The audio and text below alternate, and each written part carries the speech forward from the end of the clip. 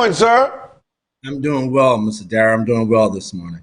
Is it cold enough for you? Yeah, you know what? I mean, being here in Charleston, I ain't gonna Yeah. get that cold, but it got a little cold this morning. Yeah. Well, that's why we call it the low country, because sometimes the temperature get low. You know what I mean? I know what you mean. Well, all right.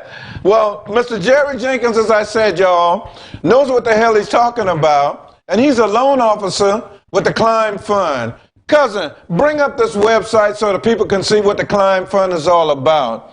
Now, ladies and gentlemen, as you know, we've talked to a number of people that is with the Climb Fund, and what we're going to do today is introduce you to another member of the Climb Fund staff. And he has a different position from what the other people who we've talked about has. So we are giving you a 360 view of the Climb Fund through the people. Now you can go and check out the Climb Fund at the Climb Fund and then see what their mission is and their team and all how to apply for a loan. And these are some of the people who have applied and of course gotten funds from the Climb Fund. And you can read a lot more about how to get a loan, what their mission is, and of course, as I said, see some of the people who have successfully gotten loans from the Climb Fund. Okay, so cousin, bring up Mr. Jerry so we can start talking to him. So, Mr. Jerry, tell us about you, first of all, your background, where you're from, that kind of stuff, and then tell us what you do at the Climb Fund. All right. Just want to say once again, thank you for having me on your show. You know, I've told you before, I really look up to you for what you're doing, so I just appreciate this opportunity. But I actually started in banking about 25 years ago. So I've been in banking right now about 25 years. Majority of that time I spent with Bank of America. That's where I really kind of cut my teeth in banking, learn about banking. From then I went on, I did some consulting with like BB&T, and my latest stint in banking was with Pinnacle Financial Partners, who recently moved to this area about 2 years ago. They bought out Bank of North Carolina. So I was a senior vice president there. Also was a senior vice president of Bank of America. So I've been in banking for a while now. But when I had the opportunity to come to the Climb Fund, first of all, this is totally different banking. You know, the clients I'm seeing here at the Climb Fund, I would have never had the opportunity to see those clients at Bank of America or Pinnacle. And just one correction, I was a loan officer. I'm now actually the business development officer for the Climb Fund. Okay. All right, now tell us, in your position with the Climb Fund, what is it that you exactly do? Okay, as the business development officer, it's me to go out and look for opportunities to bring to the Climb Fund. So basically, and the Climb Fund, we're now statewide. I know we'll get into that a little later, but we're statewide.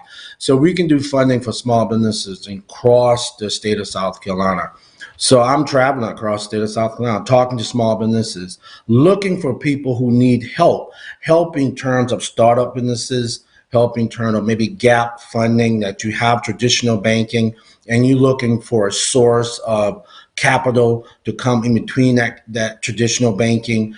Also, someone who it's existing business, but they need some capital. They've been affected by COVID, and they may need some additional capital. So every day, yesterday I was in West Ashley at the Terrace Movie Theater talking with a group from the Charleston Latino Association. I spoke with them about the Climb Fund, what I do, looking for those opportunities for small businesses that we can help.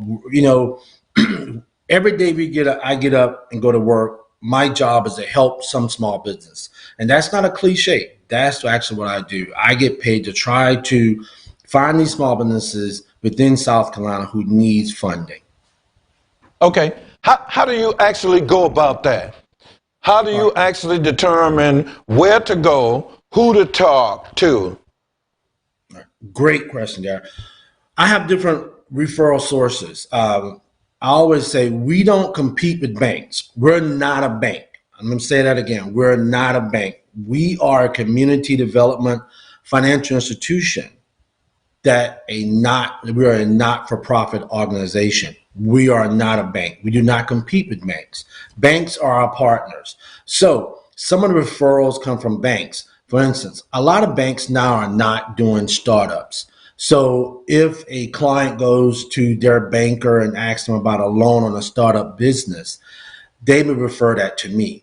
Also, the Small Business Development Center, which is located in North Charleston, SCORE, which is also located in Charleston, and the Women's Minority Group or the Women's Center. These are organizations that work with small businesses in helping them develop their business plan and helping them to seek funding.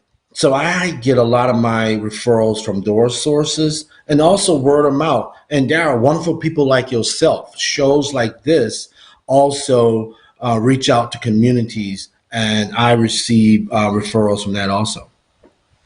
Okay.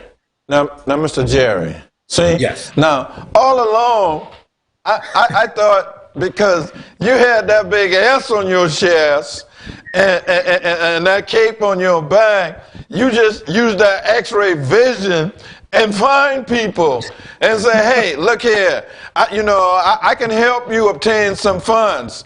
But now I see exactly how this is working now. And you've educated me to the process. So let's see if I can just be a little redundant here and kind of step back. Cousin, bring me into a two-shot so I can look Mr. Jerry in his eyes. He's from Orangeburg, and I just want to make sure. Now, okay, so when we talk about startups, we're going to talk about startups first, then we're going to move to existing business. With a startup, either I'm going to use my retirement fund, either I'm going to use my personal money, I'm going to charge up my charge card, I'm going to get some money for my family, and on and on and on. But then, once I go to some help, which a lot of people don't even begin the process that way. As you said, the SBDC, the SCORE, the Center for Women, the I Hope, the Women in Minority Business at the City of Charleston, and the SBA. All of these are sources that new businesses go to get help to start their business. Now, if I understand what you're saying, once they go to these places and we talk about now the need for fund, then your name comes up as a possible source for them to talk to for funds. So now, once they come to you, tell me what you do at that point to help them. Okay. And I tell you what, Mr. Darrell, I could have not said that any better. You actually just put 1, 2, 3, 4 of what I do and how I get a lot of my my referrals. So once I get those referrals, and also I want to say that just to add to that, I also go to churches. I go to churches across Orangeburg, Greenville, speak at different churches, different organizations, looking for those small businesses. Just to add to that, to that tube of sources that I'm getting these referrals from. So once I get this referral, I immediately reach out to them, and I do say immediately because I try to do it as quickly as possible. So I reach out to the potential client or potential business owner, and I talk with them about their business. I see, first of all, what are your plans? Where are you in this plan? Now, you said it very well. Usually small businesses go to family members or their 401k, all those things, or something that's very popular now is called crowdfunding. That encompasses like GoFundMe, a lot of different web companies or online companies now you can go to help start your business by asking other people to give. So that's a very popular way. They have really shot up recently. But I interview them, talk with them. If it's something that's within our wheelhouse, then I say, okay, I like your idea. Let's try to put this to paper. Then I ask them about their business plan. Now, they're coming from those organizations that you just mentioned. They already have their business plan because the scores and the SBDCs of the world, they know what I need. They know what the client fund need. So they put this all together. So once they have that together, then I go through basically a checklist. I tell them, okay, you have your business plan. You have, if it's a startup, I'm gonna need 2-year financials on yourself and 2 most recent check stubs, a personal financial statement on yourself. So once we go through this checklist and we compile this checklist, then I transfer them to our intake coordinator, who is Amanda Stone. I think you met her the other day, Mr. Right. So Yeah. Amanda does a really great job of working with them, making sure this list is completed. Once this list is completed, then she puts them into the underwriter's portal. Okay. The underwriter loan officer will pull that application. Now that is when the clock starts ticking, Mr. Darrow. So from time that underwriter loan officer pulls that application, starts to process it, from that day to the day we're sitting at a table to fund, is usually anywhere from 45 to 60 days. Could be a lot less. A lot of that is contingent upon the owner. If that underwriter needs some information, try to get it to them pretty quickly, because we take first in, first out. And we have a lot of loans they're working and going through. So basically, that's kind of like what we do in a nutshell. Okay. So now, give me 2 examples of reoccurring problems that you have encountered with startups. Right. Great question. One of the biggest things is that what I call get back. Once the underwriter or once Amanda, she may need another tax. You may not have sent 20 and 19 taxes. They're so hard to get the owners to respond back. And that may seem so simple, but that's the number one issue. And when I go out and speak to crowds and I speak to business owners, I tell them, we have the funding. You just need to put a little work into it. You need to just get this list together and get it back to us. That's the number one thing, Mr. Darrell. They will not respond back with all the information we requested. And I think that the second thing is a lot of time during the process, it can take a little longer than maybe we both thought it would. So they kind of like this say, okay, I don't want to deal with it no more. And I tell them, a lot of times we're having bogged down issues because of you not going through the process.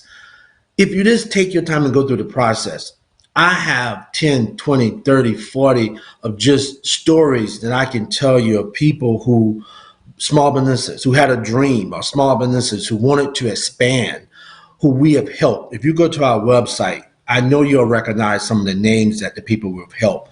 So those are 2 of the issues that I run into the most. Okay.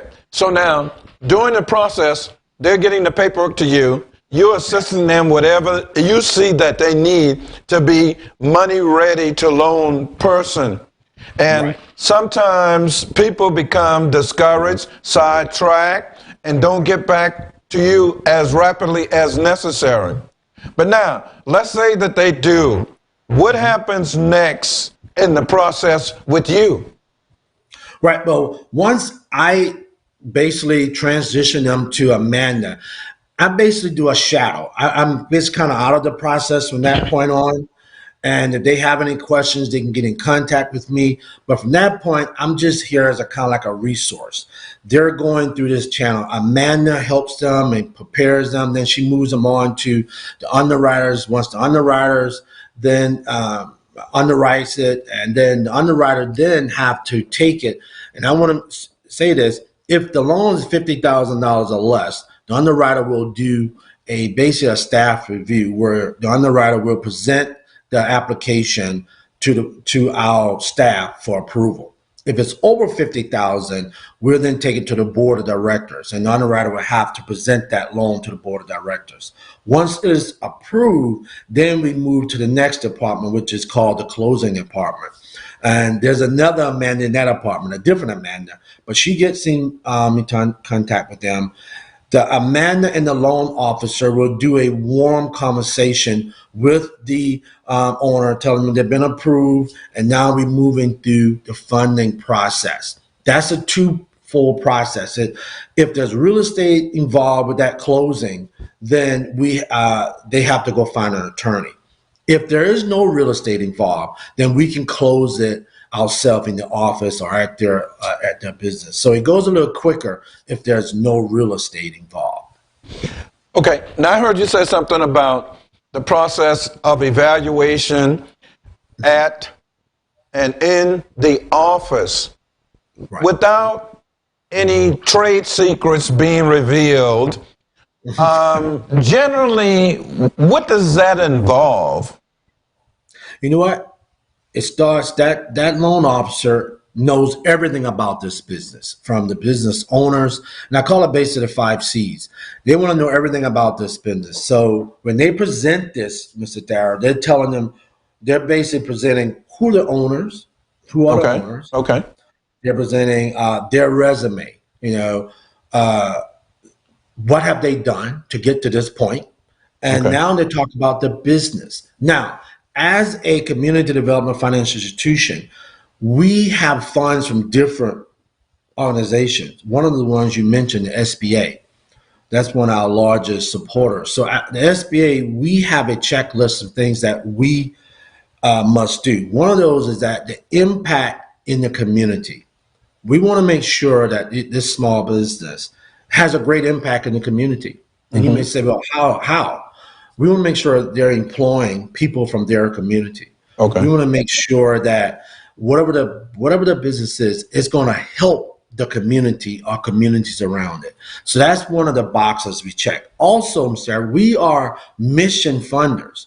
So our core mission is minority ownership, female ownership, and veteran ownership.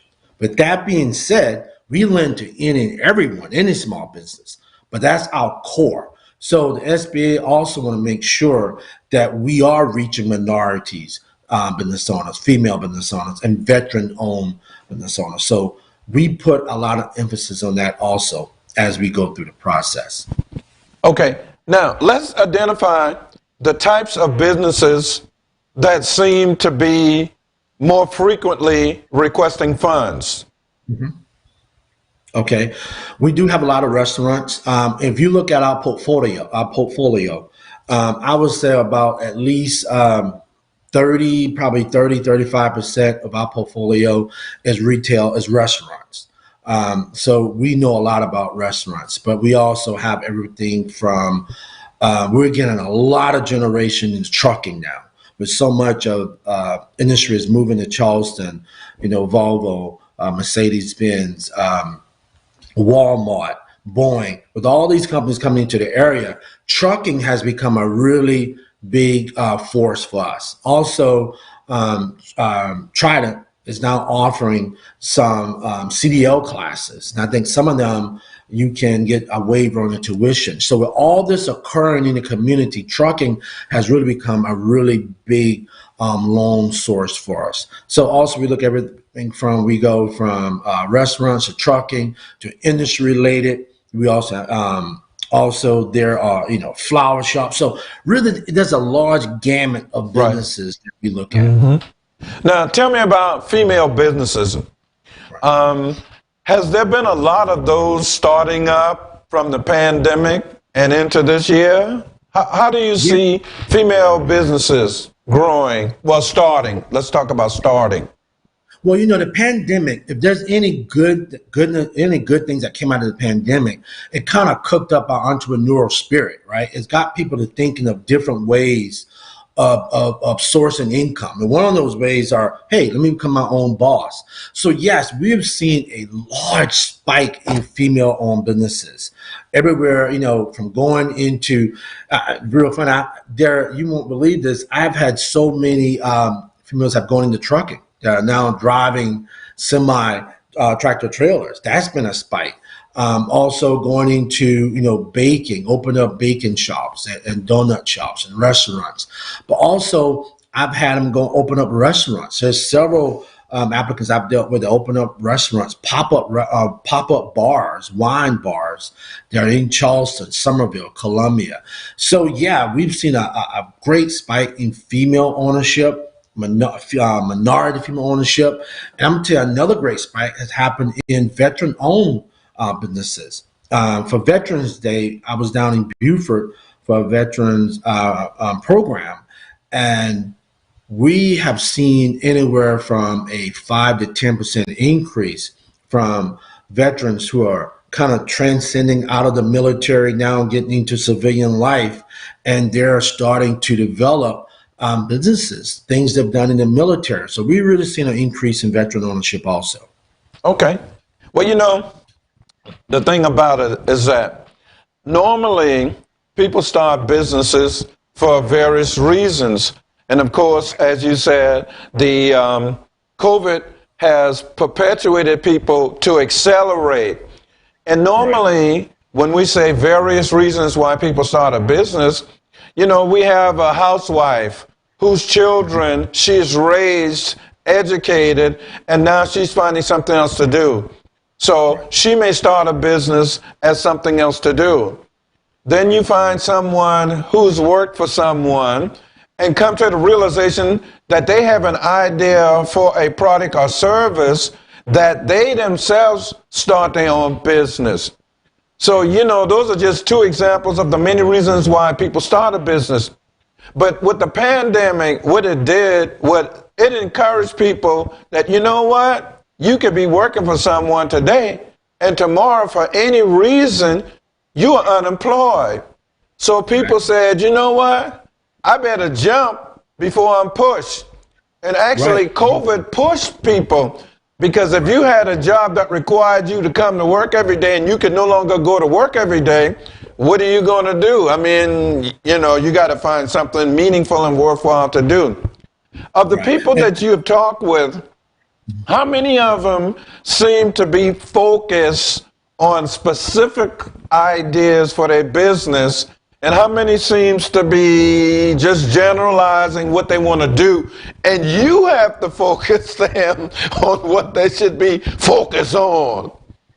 Okay, well, I'm going to tell you a perfect example. I had a young lady who was laid off during the COVID 19 in last year or year before, and she had to end up keeping her children. She had 3 children, so now she became the babysitter, the mother at home for her children, and this inspired her to open a daycare in Goose Creek, and so she came to us with an idea that her family said, you can do this, because you've been, while her kids were there, she was helping them with the schoolwork, and they were really excelling. So this inspired her to open up a daycare, which is doing great now. I mean, she have a waiting list. So that just to touch on what you're saying, how COVID-19 has really kind of pushed us, or kind of like open our eyes to opportunities we may not have known that was right there in front of us. So, and lastly, if you look on our website, you see all the pork skins. Big Daddy. Yeah, Big Daddy worked for a restaurant for many, many years and retired. But what he did, he was such a specialized in these pork skins, and people loved them. So he came to us with an idea. We was able to fund his idea, and now look at him. He's a local hero and a local icon in the Low Country. So those are just some great success stories that just kind of came out of someone looking beyond what that you're seeing. But to answer your question, yes, I see those two type of people who come to me and say, hey, listen, or I go to them, I have a great idea. They're very passionate about it. But I'm going to tell you, Mr. Darrell, you have to cut away the passion and get to the reality, because, I meet people every day who think their widget is going to sell a million widgets, maybe a millionaire, right? Yeah. And they open the door and they don't sell one widget. So I have to cut away and say, okay, I love their enthusiasm. I love that. But now let's get down to the real, what is the revenue? What are you selling? How much are you selling it for? What are your competition? Are you in a good location? Are you leasing or buying? These are the questions we get into. Now, at the Client Fund, we don't actually help them with this. That's why we refer out to South Carolina Small Business Development Center, the scores. Right. Those help them kind of home in what they want to do.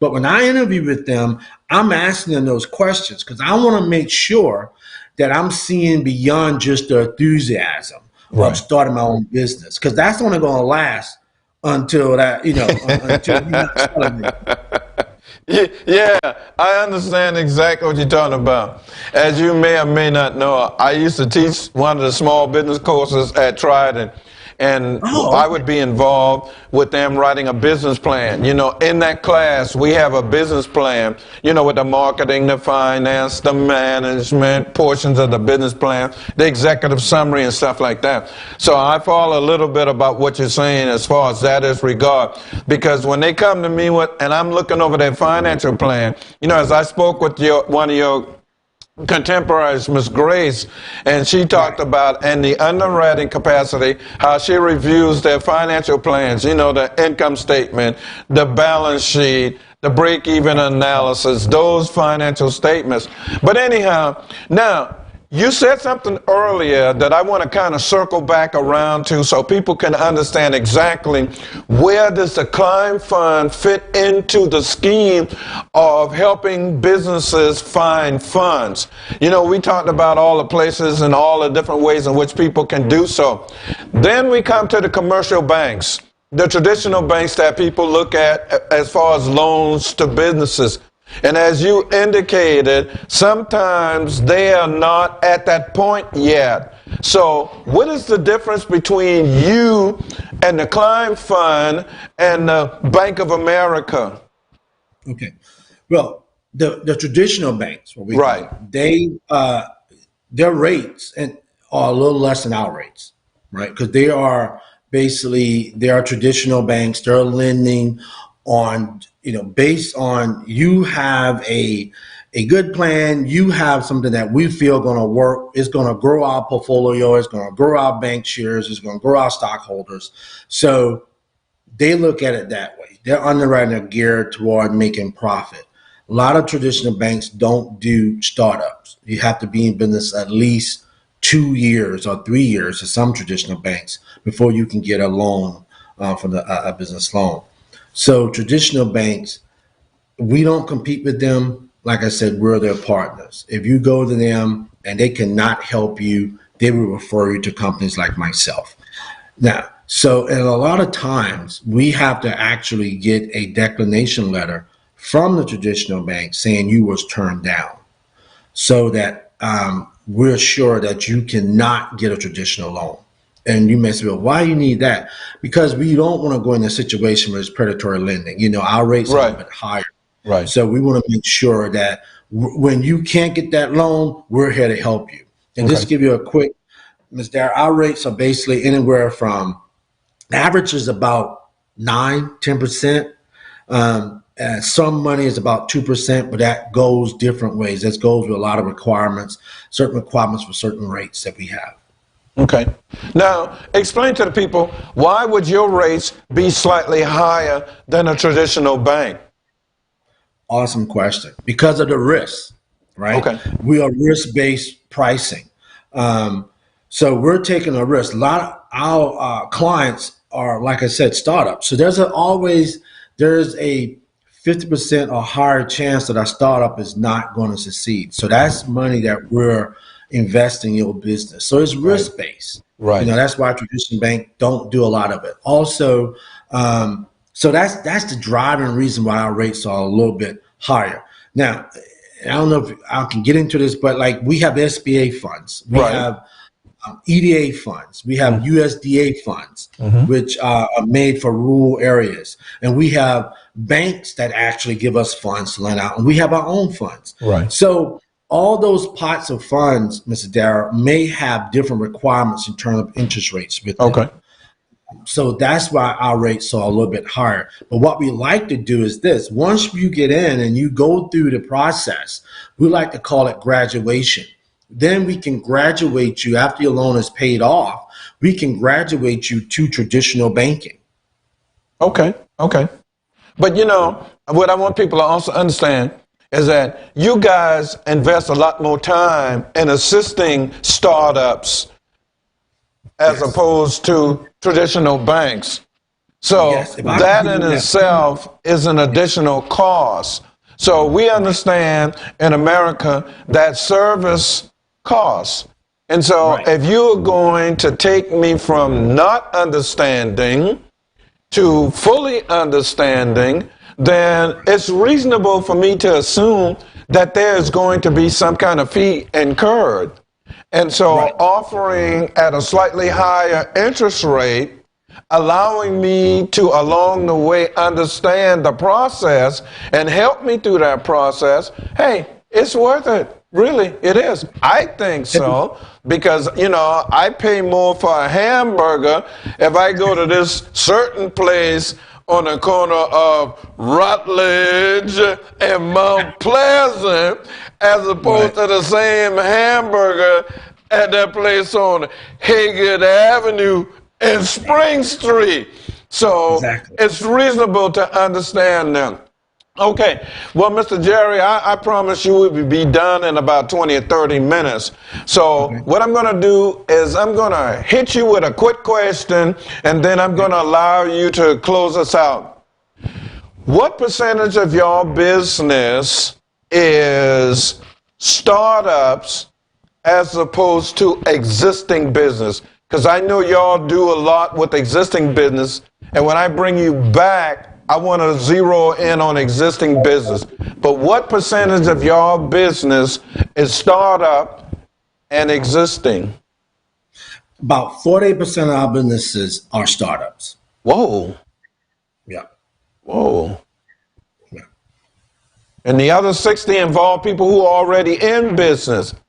Some form of existing. Okay. Either, Okay. a little longer than a startup, maybe traditional gapping, but really, and that's growing. We do a lot of startups. And Mr. Darrell, if I could hit on one quick thing. You're Well, so right. only because it's you, Mr. Jerry. You know, how can I refuse you? All right, and you said it so right, and you set it up so perfectly. After the fact, after we set out and fund the loan, we don't let you go. We have 20 consultants that are in every industry out in here, everywhere from restaurants to health and wellness.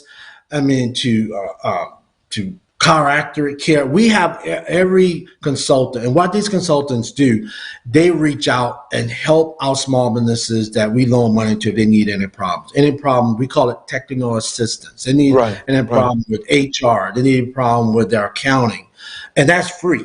That's Right. paid for Right. through this. So Yeah. we help them with any assistance they may need. We don't push it on them, but it's there. Right, We also have right. an in-house consultant that you met, Charlie O'Brien. Yeah, Who yeah. also Uh-huh. goes and help them. So we want to make sure they succeed. Lastly, we have a 93% repay rate. That's awesome. That's higher than the banking industry. So Wow. we're very intentional in making sure that these businesses are successful. All right. Okay. Ladies and gentlemen, as I always say, we only talk to people who know what the hell they're talking about. And as you can see, bring me up in the two-shot, cousin, that Mr. Jerry Jenkins knows what the hell he's talking about. And you know what? That's why they keep him down there at that place. Mr. Jenkins, tell us, how do we contact you? Where are you located? And the best way to contact you to set up an appointment? Yes, you can reach me at 843-619-0189. I'm going to repeat that again, 843-619-0189. I also can be reached at Jerry, Jerry, at theclimbfund.org. Our address, we are open for business, so you can come to our location. It's 2, the number 2, Race Street, RACE Street, Charleston, South Carolina, and zip is 29403. All right. Now, Mr. Jerry, once they call, you will set up something with them, and y'all can sit down and talk about what they need to do to get them funds that y'all have there. But they got to be qualified before they get one thin dime. Yeah. And we'll work to make sure they get qualified. Like I said, we have referred them to the Small Business Development Center or SCORE or the Women's Center. We'll make sure to help try to get them qualified. All right. Mr. Jerry, is there anything that I didn't ask that you now want to say before we let you go? I just want to say thank you to you, Mr. Darrell. It shows like yourself that get the message out that sometimes I can't go and talk about. So I just want to thank you for what you're doing in the community. And, and I think more people need to tune in and to realize that there's funding out there. That's the best thing right now. There's a lot of money out here for small businesses. So just thank you once again for having me on and for giving me this opportunity. Well, thank you for coming, Mr. Jerry. And I am going to send you that check, I promise you, if you was to boost me up like that. But I thank you, sir, and the Klein Fund, you and Cindy and crew, for what you guys do for all businesses, because as we know, the lifeblood of this country is economics, and economics is the small business who hire the people who make this community work. So on that note, Mr. Jerry, I'm going to let you go, sir. And cousin, take us out of here.